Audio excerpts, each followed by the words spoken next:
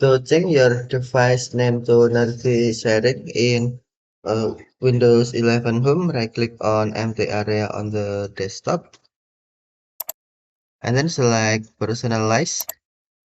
Next, click on Tab System, and then select Nerdy setting.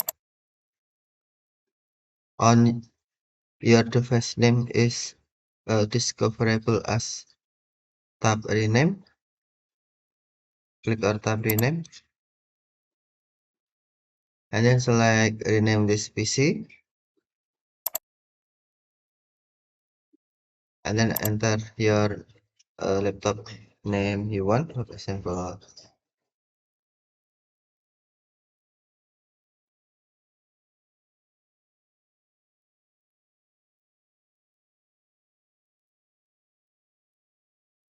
and then select next.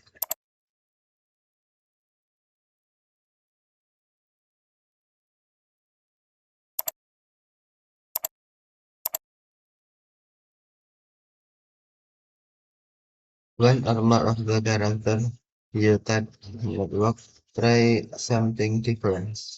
Okay.